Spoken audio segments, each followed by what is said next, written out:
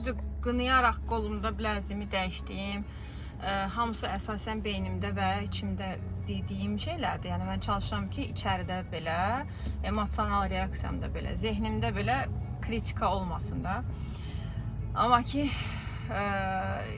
üçüncü gündür də yenə də bilərdik dəyişir və yenə də birinci gündən olaraq başlayıram. Amma görürəm ki, beyin çox meyillidir də, nəyisə qiymətləndirsin, deyinsin, nəyinsə. İnsan həmişə fikirləşir ki, ən düzünü və ən yaxşısını bilir və buna görə də qınaq və yaxud da ki, şikayət yarana bilir. Amma bunu nə ilə dəyişə bilərik? Dəyişə bilərik sualla, sadəcə olaraq faktın səsləndirməsi ilə və yaxud da ki, çarənin formalaşması ilə. Yəni şikayət və qınaq əslində həqiqətən də işini vermir də. Nə ilə əvəzləyə biləcəyimizə baxa bilərik. Yəni gün ərzində ona baxa bilərəm ki, qınamaq istəyəndə bunu nə ilə əvəz edə bilərəm?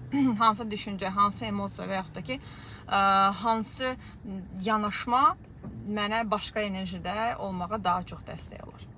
Davam edirik.